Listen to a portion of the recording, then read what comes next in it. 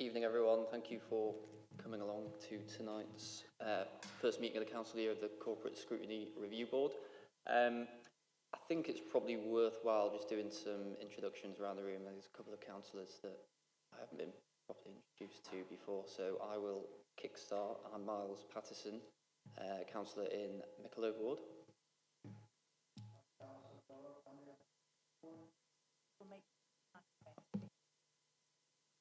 I'm Councillor Pandey from Mackworth. I'm Kieran Kaur, Councillor for Normanton. Martin Repton, Councillor Darley. Neil Wilson, Councillor Chadstone North.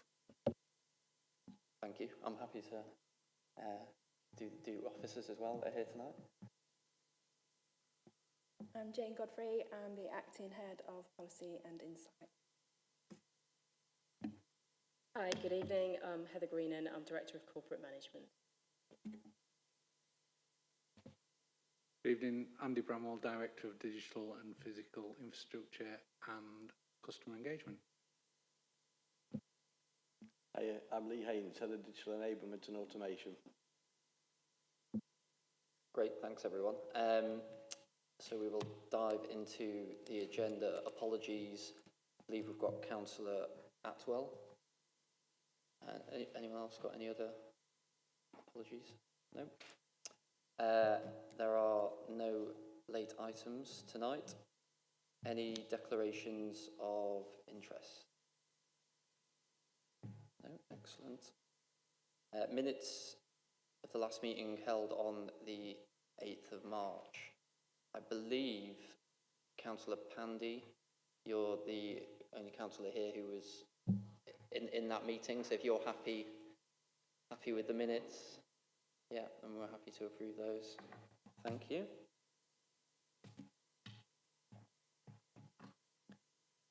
So I guess we will dive straight into the first presentation tonight on Insight-led Council. Is that Heather or how do you say? Jane, I'm actually going to hand over swiftly to Jane and I'll make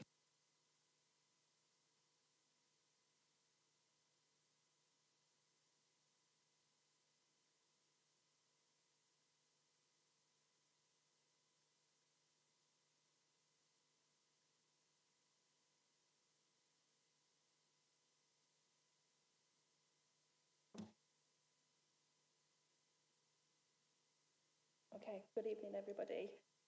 Apologies, I'm going to peer over my glasses at you, so it's just because my reading glasses, I have to use them to look at my text. So as I said, I'm the acting head of Policy and Insight, and I'm here to talk about the work that we're doing to become an insight-led council at Derby. Just to give you a quick introduction to the service and what we offer. So in Policy and Insight, we have a focus on policy and external affairs and horizon scanning.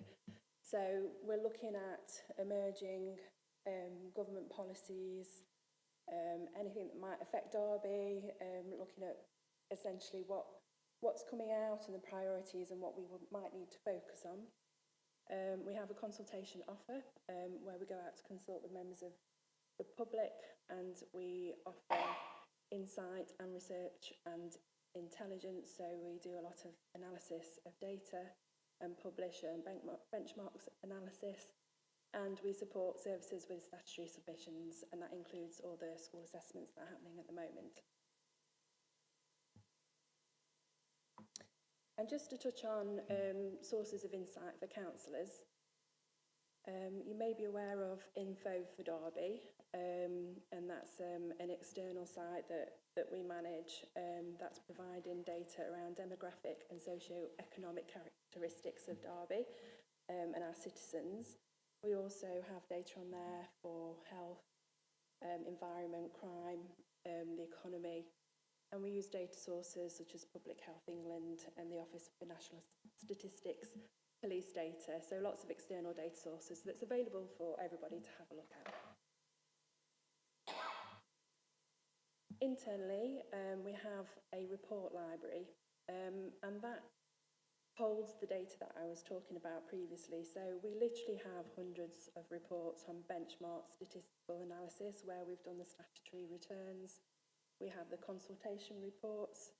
We have the horizon scanning briefings. We have census summaries for schools and the population census and what that means for Derby. And we also look at deprivation and poverty. We have economic reports and further details on population and demographics from a Derby perspective.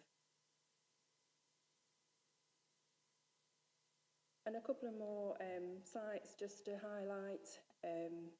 LG Inform, if anybody uses that, to look at benchmark data that the government produces, and NOMIS, which is looking at the new population census data that's recently come out. Those are both useful sites as well.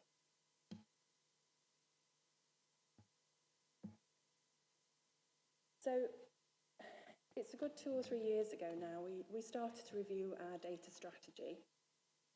And we talked to services. We held a number of workshops talking about how they felt data was being used, any barriers, any challenges, you know, what worked well. And we had feedback, pretty much broadly, similar feedback across the board. Services were aware that they had very specific databases for their services, but they could contain similar information that other services are using. So we have the duplication and inconsistency, say, of addresses or names held across different systems. Reporting was tactical, so very focused on what that service wanted. And there was a lot of manual effort to match records. So if we wanted to know a little bit more detail, we'd have to run reports out of different systems and then match those records together manually, which could take a lot of time. And on top of that, we have an ageing performance system, if you're aware of Doris, and where we capture our performance measures. Doris is close to retirement now, so we need something new that captures what we like, but in a more interactive, friendly manner.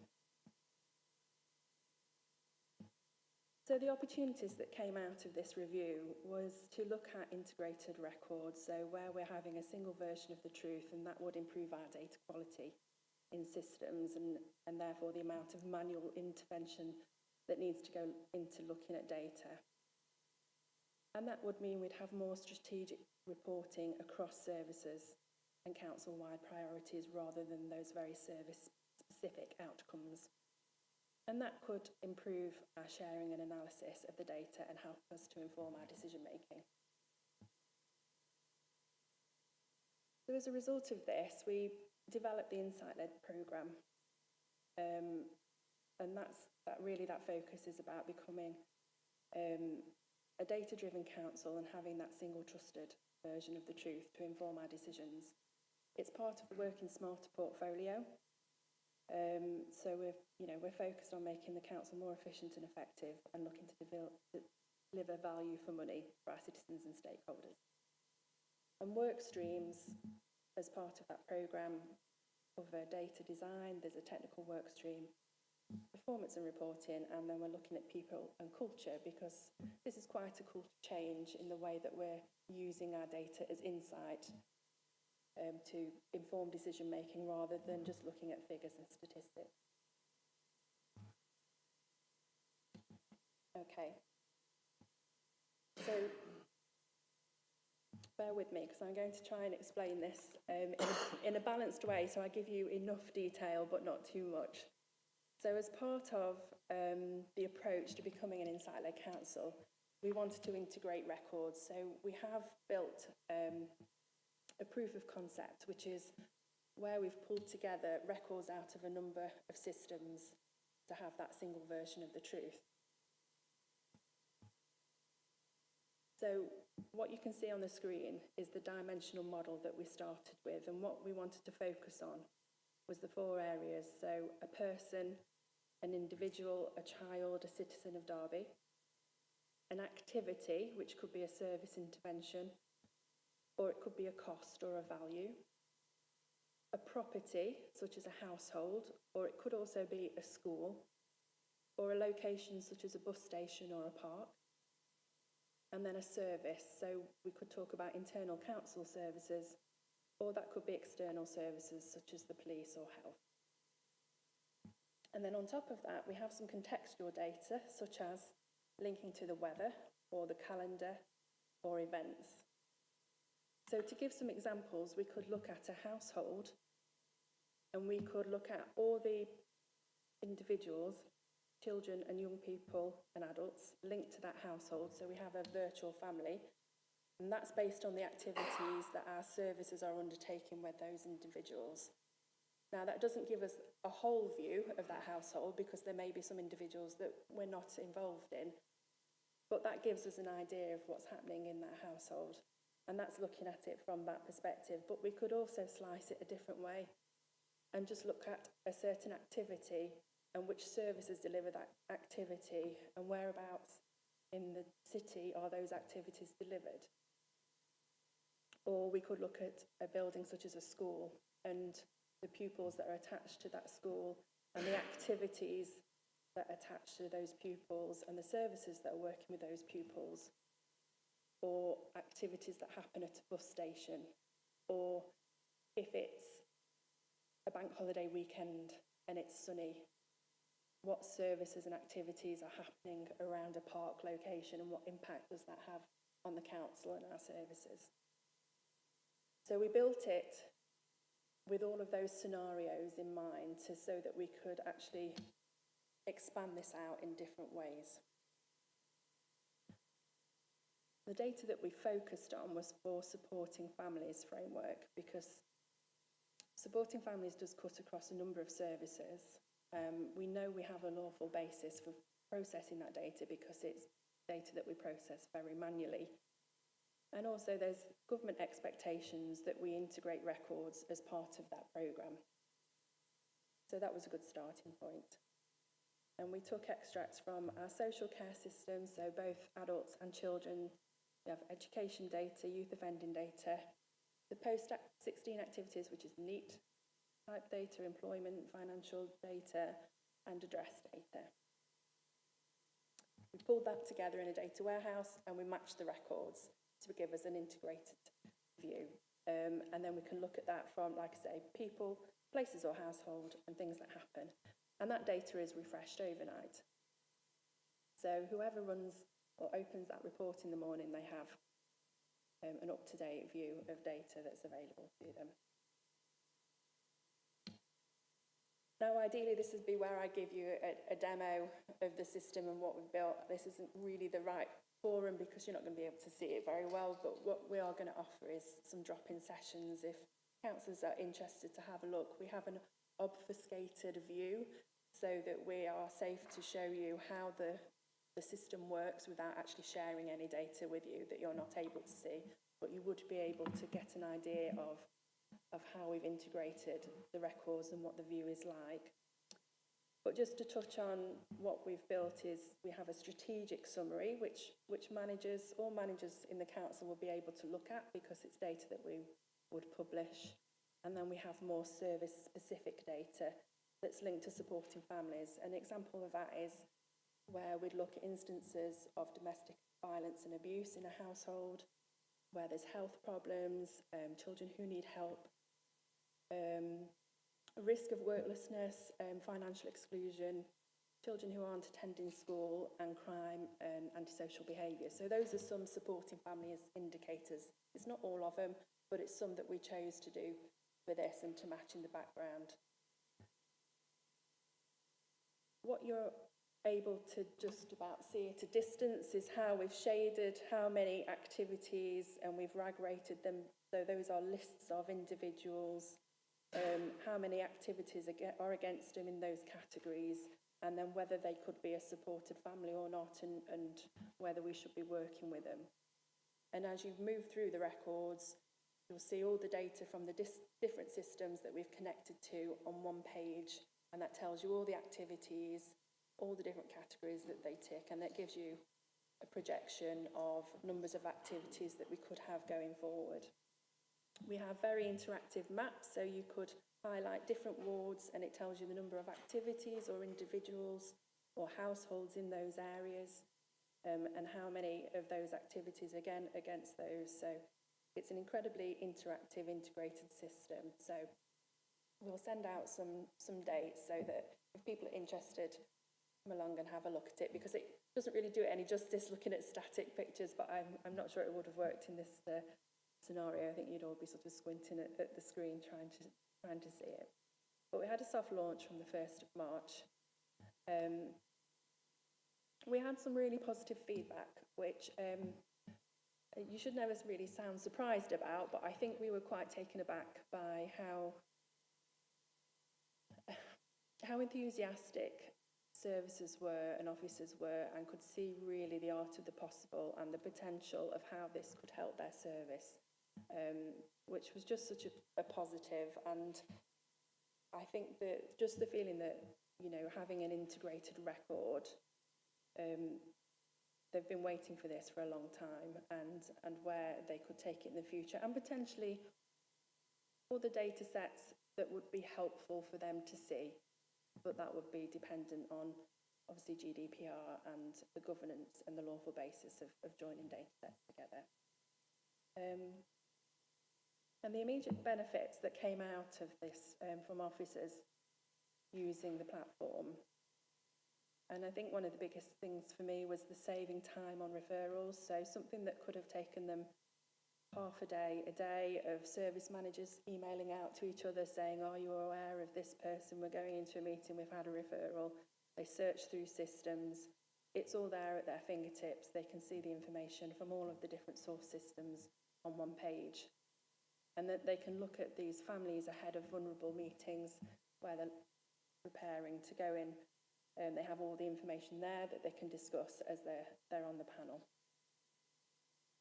We have a 95% match rate of the records, and that's helped us to improve the data quality back into the source systems, because we're able to then identify as knowing that those records have matched.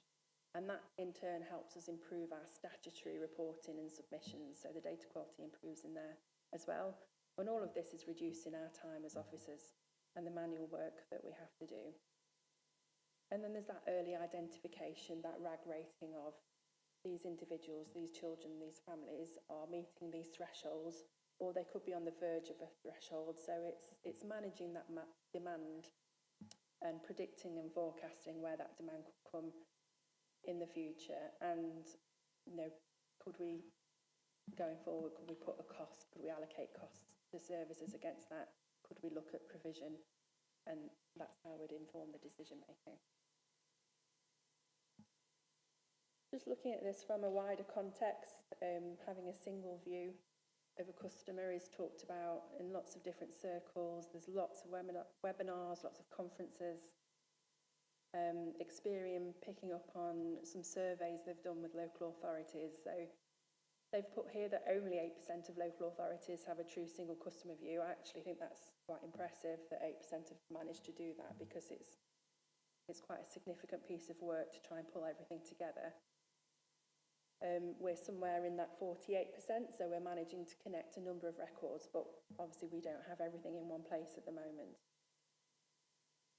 And I just thought it was interesting around how councils are saying that the smarter use of data can help to tailor revenue collection and could reduce revenue loss.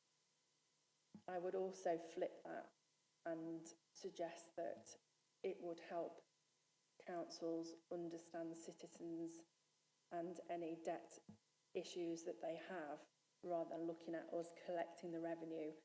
Actually, can we identify where there may be difficulties in households and look at our approach and our support for those households, which we may not have been aware of in the first place.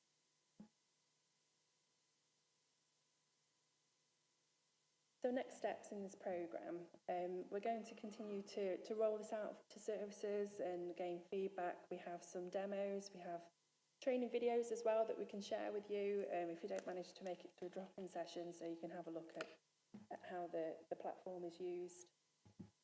We need to introduce a service level agreement for ongoing maintenance of the platform, because that's not something that we can support as officers in the council, so we just use external support to help us keep the platform going. And we need to scope out future projects linked to the council plan and emerging priorities such as age debt and data relating to localities and neighbourhoods. Drafting a high-level design, we've already done that actually for a new performance and risk system, so Doris's replacement, something that we'd like to try and build ourselves rather than buy an off-the-shelf product that doesn't quite meet our needs. And we'd also like to explore some links with partners such as Derby Homes, Health Services, Police, Community Action Derby. They hold themselves a lot of data that will be useful for us to integrate into this system, but equally, can we work with them to provide a view of data that they are able to access themselves? And that would also help them with their work and also work closely with us as partners. Is there anything? Excellent. I'll just chip in. It's just to really, I'd just like to really commend the work of actually Jane and the team working really closely with IT. They've done a phenomenal job here. You know, joining systems up, it's quite technical, and Jane's actually explained it really, really well. But it's incredibly powerful. This can make a real difference to our frontline services. You know, resources are increasingly tight. We need to use them. We need to target them in a way that's going to have the most impact. And this kind of tool will really help us. So I just wanted to say that I think in terms of the council working smarter and helping us achieve the outcomes that we have as part of the council plan, this is one way we can do that. So thank you. Thank you both for that. Thanks, Jane, for the presentation. Yeah, I was going to say I can imagine the amount of time that's gone into putting this all together, but I probably can't fully appreciate it. Yeah, no, it is a great example of the council sort of moving forward into the future. Any questions? I'll start with Councillor Pandy and then. Thank you so much for the work and also for the presentation. See, are the other councils on the same kind of track going this way, integrating and adopting the same kind of system? Yeah, and another question on top of that. And from the cost-wise, you know, how cost-effective, and are we paying the similar amount of money what other councils are, or how's the cost thing working around this whole thing? Thank you.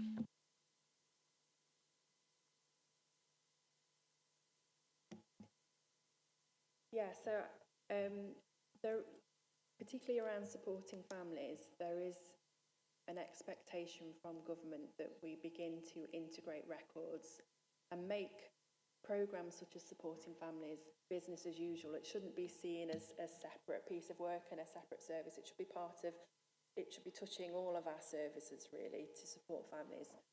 So that is the closest that we've had sort of an instruction from government to work towards that. We also have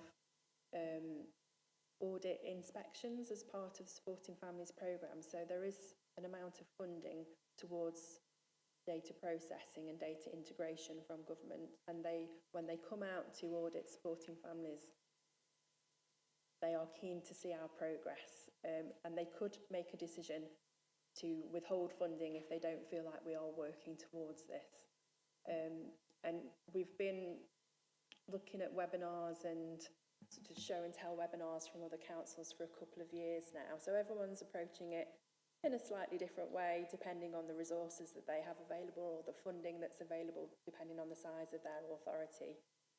So it's a little bit hard to compare the money spent, because it depends on the size of the authority, of how much that we receive. Yeah, to you at that stage. Yeah, no, I was just going to say, I mean, I think Jane and the Supporting Families team actually demoed it to Department for Education, and I think it's worth saying that they were very impressed. So actually, and it did indicate that actually we were a bit of a trailblazer, I think, in terms of what had been done. So therefore, I mean, we're currently in the process of just agreeing an SLA in terms of the kind of the ongoing platform. because we're not aware of any other authority that probably has I mean, we may have something similar, but it's not exactly the same. Comparing our costs is quite difficult. So I don't think we can answer the question around comparability of costs, but certainly, you know, we think it's value for money in terms of certainly what is being expected from the Supporting Families programme. And also it's the potential of being able to provide, you know, to linking it with wider data sets across the council. So, yeah. I suppose just one other thing, if that's okay. This is all on our own servers, so we have built this with some support, but this sits on our servers and we have complete commercial ownership of this, whereas other authorities have paid a supplier to build something bespoke to them, and then that, of course, is always sat with them, and then there's always reliant on their support. So we have continued to work with those external people that have supported us, but at any point we could bring that in-house. So that was a significant difference that we went down that route. Thank you. Councillor Repton?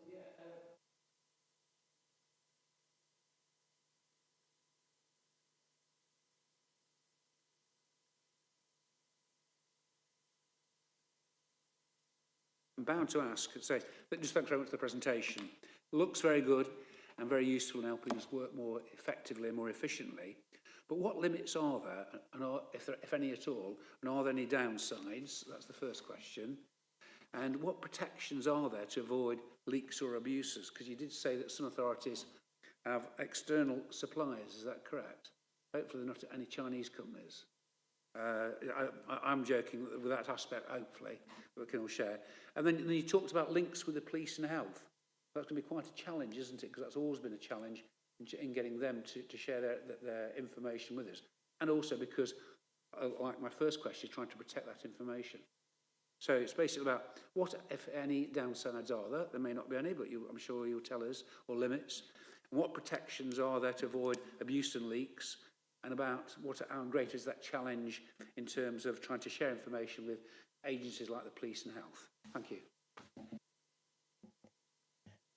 I think the only downside that I can think of is this takes considerable effort on top of, so we don't have a specific separate project team for this. We are all doing this on top of our day jobs, and our IT colleagues are included in that as well. So probably we can't move at the pace that we would like to keep bringing in new data and keep expanding it out, which is, you know, so managing those expectations, I think, is probably the downside, because, like I say, people see the art of the possible and would like us to do more. And I think linked to that, and I think this is a little bit linked to the other questions, is it's the data protection element of it. So what people may like to see linked together from a data set perspective and different information about a household, we may not have a lawful basis to do that. We can't just do that because it would be interesting to understand it.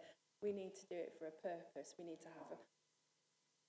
So, and putting the work in around that lawful basis is time consuming as well. So I think, you know, it's better than manually processing data day in and day out. So there's that advantage, but it does take a huge amount of effort behind the scenes to get to this point and make sure it's accurate, because always looking at records matching together, you've got to keep an eye on that all the time so that we have the accurate information on the other side of it. Around information security, my colleagues might be able to answer that. Is that okay, Andy, with it sat on our service? Yeah, I'm happy to pick that up. As Jane mentioned earlier, the data and the systems sit on the council's infrastructure, and so is afforded all the cybersecurity protections that the council wraps around all of its services. So obviously we don't, as members will be aware, we don't discuss in open forum our defences. But the council has a high level of security compliant defences which wrap around all of our systems, including these. And as Jane also mentioned, all of this is built in accordance with the Data Protection Act and the controls thereof. Everything has role-based permissions as well, so we're not opening up data to other services that shouldn't be seeing data that's not part of their role. And then the external data, that is always a challenge, but we're at a point where we can't, not avoid it, but we've got to tackle it, because it's important for us as a local authority. It's also important for those services, for us to be able to share data and access each other's data under GDPR, but more regularly, more easily, so it helps us work better, particularly in communities, localities and neighbourhoods, where we can have those decision making. So that is in scope for this year, is to start those conversations and look at how we could open up a view potentially based on information that we already share with those partner agencies, and then hopefully they would be encouraged to share data with us so that we can have that more informed view. All right. Can I just come in on just the point around security, and Andy, your point around council servers, and I'm sure they've got fantastic protection. I did sit on a committee, I think it was last year, where we were told the number of if you'd call them cyber attacks, where people are trying to access council information. It was significant, but I think at the same time that the information was that, you know, we do very well keeping it secure. But when it would potentially come to sharing data, linking up with partners like Derby Homes, Community Action Derby, obviously the police and health services as well, if we were to provide data to them, would that then move from our servers onto their servers? Are there checks, you know, if that's the case, that we would have to go through, you know, if we're moving data over? Yes, thank you, Chair. When any information sharing arrangement is entered into, and Jane did touch on this earlier, the data protection provisions are put in place, the information sharing agreements are put in place, and that process ensures that those protections are in place. So whether we actually pass data across, or just show the data to partners, depending on what level it's shared at, the actual corresponding provisions and protections are put in place at the time. Obviously, that is not perfect. Sometimes there are issues, but again, that regime's in place to when problems are detected, they're intercepted and remediated and continually improved. Thank you for that. Councillor Wilson. Thank you, Chair. Thank you, Jane and Heather, for the presentation. It's great. Yeah, I can see very numerous benefits, better decision making. Obviously, you can target resources better, and also I've got improved service delivery of services as well. A lot of the questions have already been answered from that have been asked already. Sort of, I wanted to ask the question about sort of like data quality. How confident are you of the quality of the data? Because obviously, you put rubbish in, you'll get rubbish out, as they're saying. Because obviously, you don't want to be making important decisions on flawed data. Also, do you see any potential for any bias in the data that's in there? And also, sort of, obviously, do you see any resistance of change? Because obviously, this is a big change for a lot of how decisions are made and traditional way of making decisions. Do you think that has an impact as well in terms of sort of cultural change? Thank you. Yeah, it's a good question about data quality. It's as good as the data that's in the source systems and what we bring through. But what we've focused on is the identifiers to be able to match those records together. So we're not necessarily merging information, but we're bringing the information together on one page. So the data quality focus from the proof of concept perspective was about recognising that this is the same person across different systems. and what information do those systems have, and being able to display that on one page. So there's been improvements that we've been able to make in the source systems based on the identifiers, whether that's unique pupil numbers or NHS numbers or national insurance numbers. It depends on the service that we're working with, postcodes. Address data has been tricky because that can be captured in very different ways in different systems. And that's been the main focus. I think the actual data quality that's going into the source systems, that's a whole of the work stream that we do have, and that's something that we're looking to improve. But again, where we may have gaps in data on one system, maybe that's there in another, and we're being able to plug those gaps in that way. But yeah, we do have a working group focused on data quality, and I think it's a never-ending problem that we have to focus on. Bias. That is also interesting because we are bringing, what we can't do is make an assumption by looking at the activities that are in a household. So it's not about using this data from our perspective as an insight team to make assumptions about households or citizens. That's absolutely what we cannot do based on activities, because there are stories behind these activities. There's information that we also don't know about. We're only looking at these certain indicators. There could be other data that we're not aware of that is also linked to these individuals or properties. So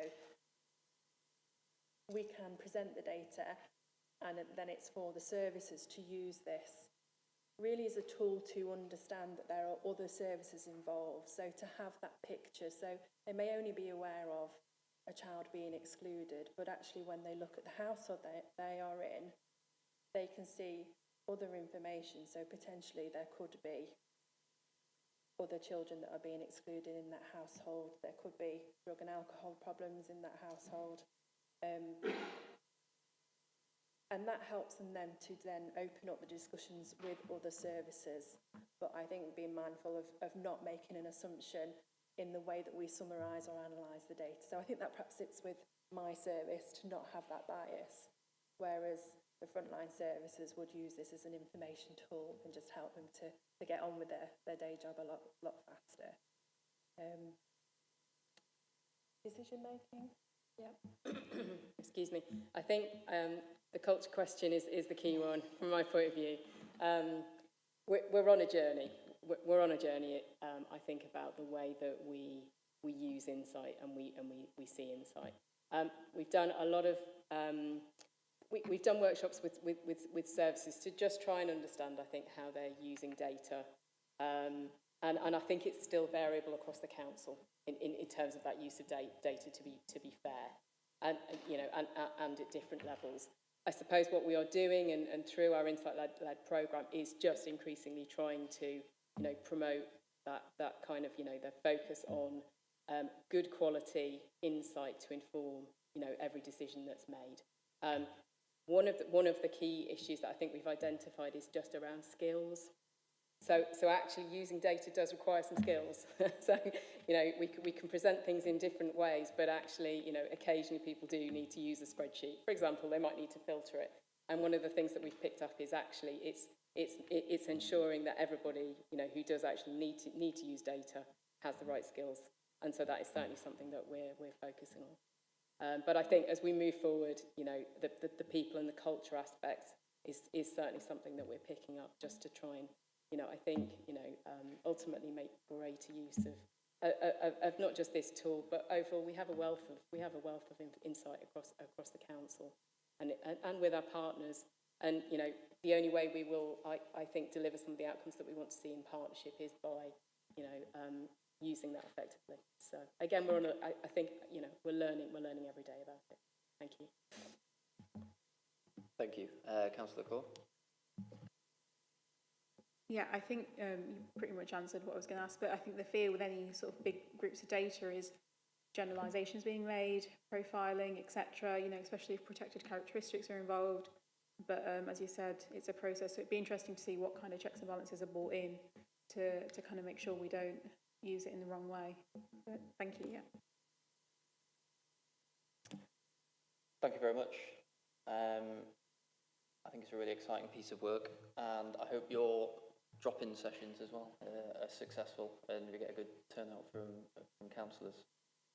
Yeah, thanks for your time. Thank you very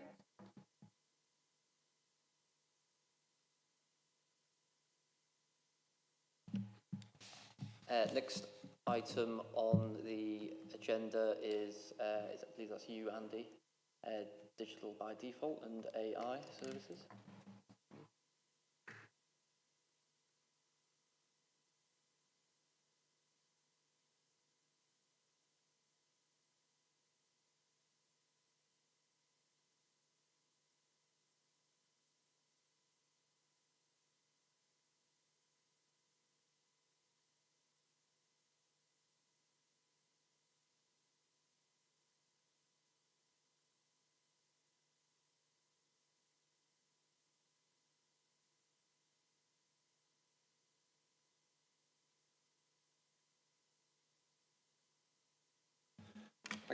Thank you, Chair. To introduce, this is Lee Haynes, Head of Digital and Automation, and the presentation we've got for you today is to update on the Council's position with its ongoing Digital by Default programme and the new opportunities and progress afforded by artificial intelligence, which are very much in the media at the moment.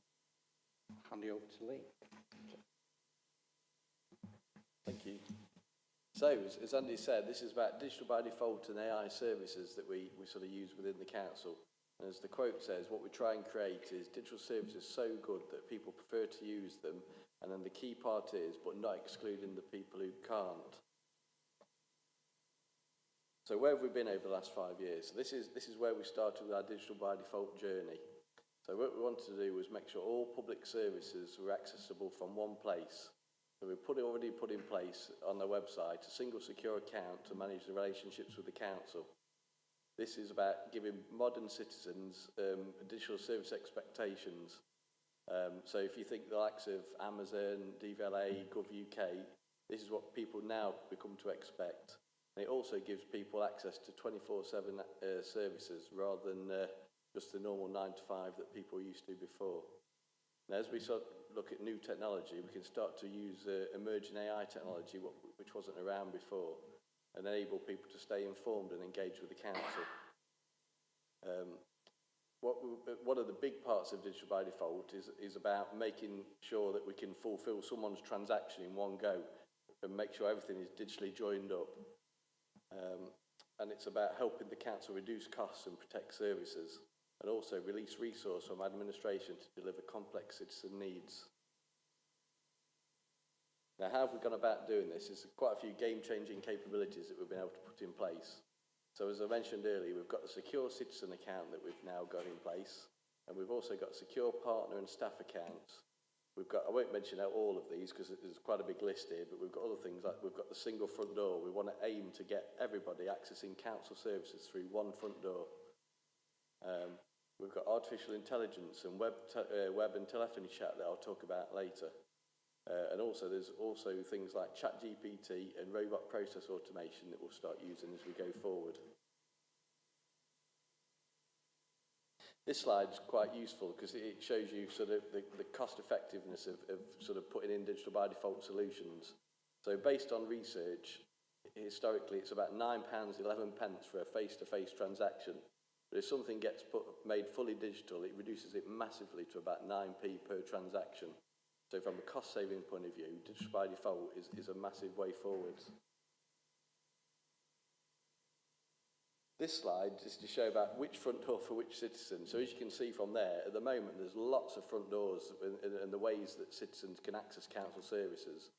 What we're trying to do is bring all of those front doors into one so that the citizens know how to access services and can do everything in one place. Now, the four sort of AI, you know, a year ago, AI was something in the future, but now in the last 12 months, AI has really taken shape and started to develop. So it's now a new service reality and something that takes the digital by default agenda to the next level. So we're looking at AI in terms of 4 areas. So we've got the legacy digital self-service, which is the My Account and the website and that sort of technology. But also we've now got the ability to use 3 more areas, which is digital talker, where people can phone up and speak to an AI, and that AI understand and help them to resolve issues. A digital worker, where we're going to move to so that we can deploy robot process automation and help people do their roles more effectively.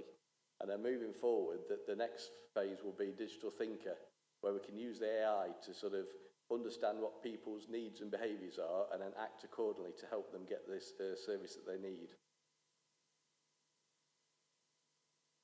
So in terms of AI at Derby City Council, the digital talker scenario that I mentioned on the previous slide, this is what I want to talk a few minutes about what we've done so far. So we've partnered with an AI technology partner, and we've introduced Darcy and Ali, which are the chatbots for the council and Derby Homes. So Darcy being for Derby City Council and Ali being for Derby Homes. So on the 3rd of April this year, we went live on the website with the digital helpers. A month later, we put live the telephony side of the solution. So that all the contact centre solutions within Derby Direct, Derby Homes and Revs and Bens have been centralised so that they all, when people call up, they speak to Darcy or Ali now as the first port of call. This was all done on a business case. And the basis of the business case was to deliver a 21% deflection of inbound contacts. That was quite a conservative figure because we needed to make sure we could deliver a significant amount of savings. And we were the first council in the UK to replace its main switchboard with a phone-based AI assistant proficient in most of the council services, not just in 1 or 2 areas. In terms of the 21% deflection of contacts, we've already saved the MTFP saving of £200,000 annually. And as I said earlier, with AI, it's continuing to learn. So this is just day 1 with AI. So going forwards, this will develop and become better as we go forwards. 2 of the key things to remember, though, with AI is the way we've implemented it. It's got to be ethical and under control of the council. And there's always a human in the loop. So if a person speaks to the AI or contacts the web, that bit's coming soon. But if someone speaks to the AI and can't get a resolution, they will always get put through to a human. Couple of stats now. So in terms of the web chat performance, at the moment that's performing at 99%.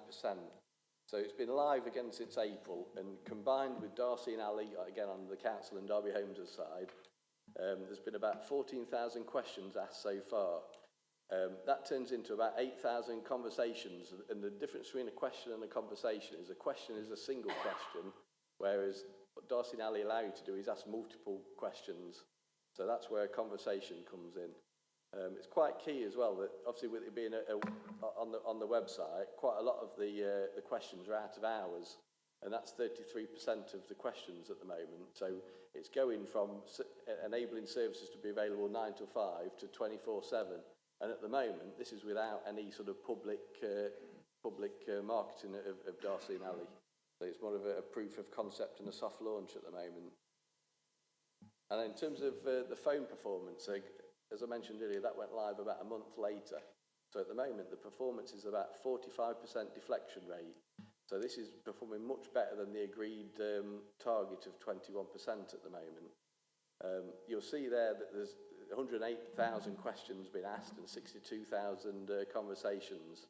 The out-of-hours percentage is very low there at the moment because I think people are just in the habit of calling contact centres between normal working hours. But when we start marketing and publicising that Darcy and Ali are available 24/7, those figures, hopefully will start to rise. You'll see from this, what we want to do now, Darcy and Ali are just the start of the council's AI journey.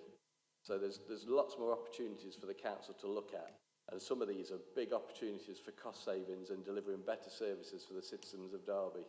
So the 4 big areas that we're going to start looking at next are adult social care, children's services, customer services, and a co-pilot for staff to enable staff and colleagues to do their day jobs better and more efficiently. There'll also be other things that cross all of those areas, things like translation services, which at the moment are very expensive services, which we should be able to deliver using AI going forwards. This is another similar slide which touches on those 4 areas, but it sort of looks at the technologies and things that we could use to be able to help with those areas. So again, with customer services, we can use the new ChatGPT, which is becoming available, again, under ethical control of the council. In terms of staff, this is about having a co-pilot to help colleagues do their role, complete their roles faster and more efficient. And for adults and children's services, again, a co-pilot for residents to help get them to get the information they need quicker and more efficient. This is a slide that has been produced by the technology partner we've been working with. So on the left-hand side and the bottom, that shows the 4 key areas that we're going to look at next in terms of the development of AI. And as I said, this is just the start. So phases 1, 2, 3 and 4, they're the next phases of the journey to be able to make massive savings and improve service delivery for the council over the coming years. So in terms of next steps, I mentioned that it's more of a soft launch at the moment with Darcy and Ali. So what we want to do is introduce a campaign to raise the awareness and promote the use of AI in self-help, including out of hours, because that's a massive opportunity to reduce the load on the calls that are coming into the council at the moment. We looked at all the other front doors at the moment. We've looked at Derby Direct, Derby Homes and Revs and Bens, but there's a whole host of other front doors we want to bring on board and so that, you know, ask Darcy and Ali to start looking at those questions and answers for us as well. There's also a bigger opportunity for the council. This is just the start. There's massive opportunities in those 4 key areas to make big savings and improve services to the citizens of Derby. It's about what is the art of the possible. So what we want to do is introduce an AI mandate and a priority programmes to be able to deliver AI to make these savings and service efficiencies going forward. And then again, this is really key about the ethical side, that there will always be a human in the loop if people can't access these services. It's always about making sure that everybody's included. So thank you. Any questions? Thank you for that. I guess I'll just kick off with a quick one about what the feedback's been like so far when it's come to the messaging form and also the AI phone calling. Obviously, it's a soft launch, but it seems like the numbers have been pretty decent. I think the out of hours take up already is encouraging. But yeah, has there been feedback from departments, or have we had feedback from I guess the residents that have been using it and how they found it so far? Yeah, thank you. Yeah, we've had sort of mixed feedback, and you'll find that with any new technology. So there's always going to be pros and cons in terms of comments and feedback. It's working to meet more than meeting its expectations at the moment. And the thing with this sort of technology, with a normal system implementation, you make sure it's all right for day one and put it live. With this sort of technology, it's about using putting live what is almost right, put it live, and then use the data to improve it and make the efficiencies and make the changes to improve customer services. You want to add anything, Andy? Yeah, if I may, I mean, it's worth reiterating, as Lee mentioned earlier, there is always that human in the loop. So there will always be people who don't want to use digital services, and will always, certainly for the foreseeable future, want to talk to a human or want to face to face with a human, and that will always be available and will always be a fallback if somebody either fails to use the AI or doesn't want to use the AI. But the figures kind of speak for themselves. 45% of all incoming calls are being dealt with by the AI.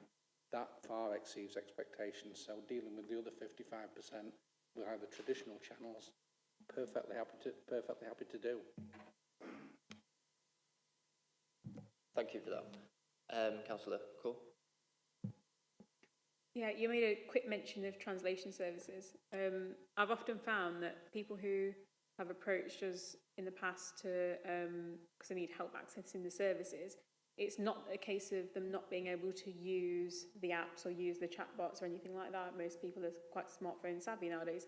It's the fact that they might only speak conversational English and they might struggle to understand whatever's being said on the chatbot. So I think that's a really positive step forward. Is that something that would be available 24/7 with the Darcy and Ali, or is that something that's just kind of temporary?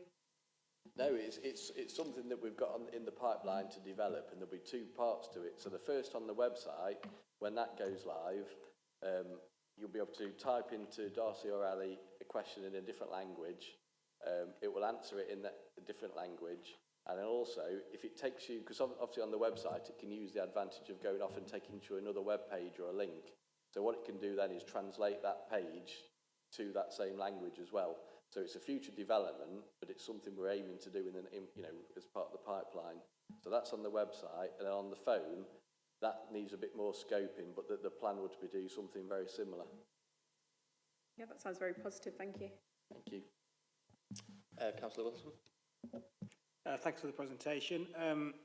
Yeah, I think it's great. You've got loads of exciting solutions in the pipeline, looking from the slides. In terms of chatbots, Councillor Patterson mentioned about the feedback.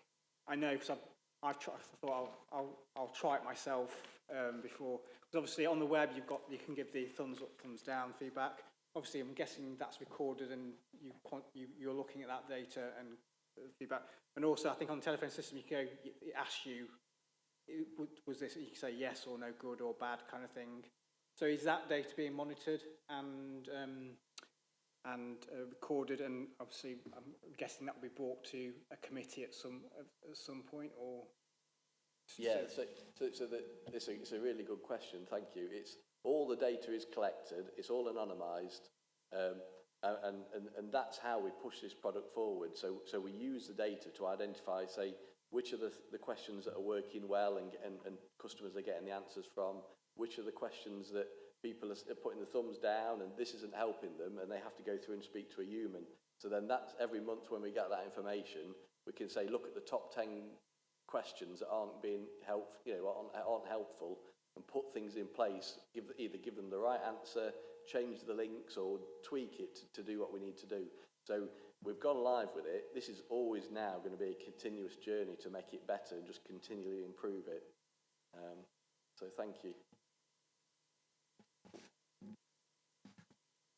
Yeah, so I was wondering, in terms of, obviously this is a soft launch, prior to that, what kind of testing cycle did you go through? Another really good question. So this is one we had to get this solution in by April to sort of help meet the savings. So we crammed loads and loads of testing into the first three or 4 months of the year. We had a team of a lot of the colleagues in Derby Direct testing day in, day out, both on the web and the phone. We had a mixture of colleagues internally within IT. We had a few people, colleagues and friends who didn't work for the council testing. So we wanted to make sure we had a good baseline. But we tested lots of different scenarios, lots of different ways of asking questions. And made lots of improvements during the first 3 months before go live. Does the council have like a citizen group that you can plug into or not? It doesn't at the moment, but I know it's something that is on our radar to try and get to get set up. We did look at it when we were introducing the My Account, and it's something we would like to do to get that feedback.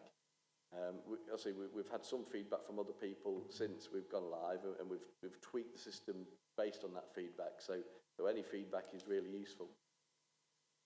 If I can just add to that, what we've actively done is, because of the unavailability of that external citizen group, we've tried to focus on residents who actually work for the council. So we'll test it on behalf of the community rather than testing as a council officer, if you will.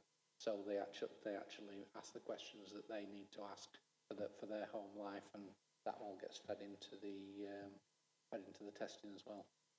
Yeah, because I suppose it's also important. There's lots of demographics, so you want to make sure you capture whoever's testing it, all those different demographics. And I think also just to reiterate that this continues to learn. So once the testing's been done and the service is implemented, it's not over. All the feedback is constantly reviewed, and it's constantly improved and constantly learning. So we would expect that 45%, which already exceeds 21% that we're aiming for, to continue to become more and more successful.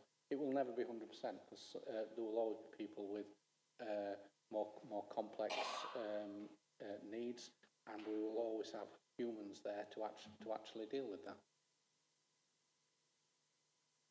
Councillor Pandy. Thank you for the presentation. It's a worry, it's not even a question. A lot of the population, even in my ward, they are elderly, doesn't understand anything about the technology. They don't even have devices. And if everything going AI way, automated, then how are they expected to?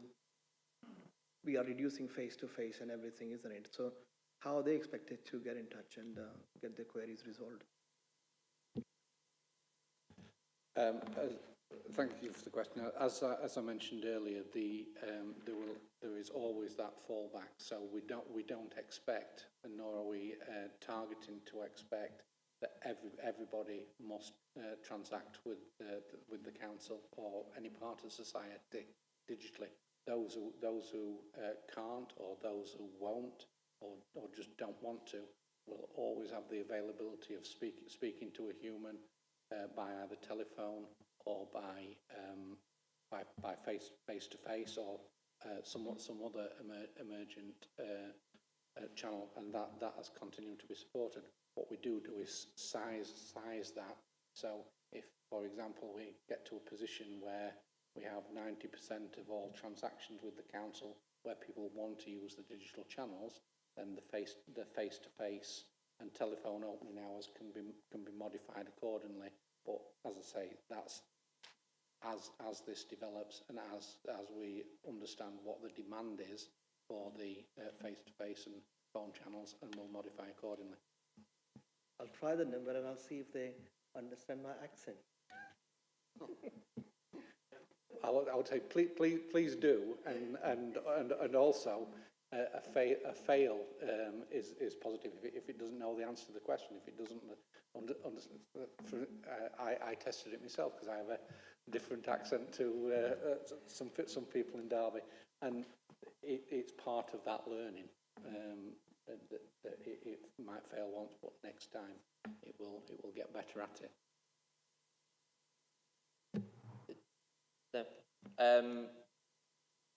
Yeah, thank you very much for the presentation. I think, much like the first presentation that we have, this is another exciting opportunity for the council, and it's probably a learning process, not just for the systems itself that you're implementing, but also it's going to be for the residents, people living in Derby, to get used to what is inevitably going to be the future and the way that society is heading. So no, it's really exciting. Thank you for that.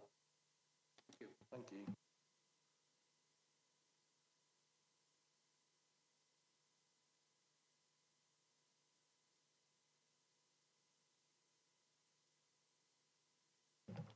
So the final item on the agenda tonight is the work programme for our upcoming meetings, which I have printed off here.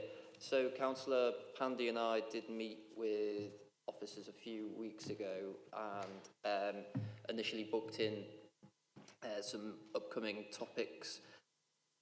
The final meeting that we have in March of next year is blank, so I thought that bring it to committee if anyone had any initial thoughts on, Councillor Wilson. I don't know if councillors think whether the councillor casework portal should be on there to look at. I actually think that's an excellent suggestion. It's something that I've only recently started signing up to myself. I've always, since I got elected, been using the traditional email method. So yeah, I think that's a great shout if everyone's happy with that. Any other thoughts from anyone? We don't have to finalise it tonight. I think, yeah, that first one. Also the topic review as well. That's unassigned at the moment. It's something that I need to go away and have a think about. Councillor Pandy will we'll have a think. If we come up with something, we'll of course circulate it around to you all as well to get your thoughts. And likewise, if you think of anything in the meantime, just drop me an email on it. Great. All right. Well, thank you very much for tonight. I think it's been a really good meeting, actually, with lots of good questions and yeah, interesting times ahead for the council in terms of some of the work that's going on. So thank you all.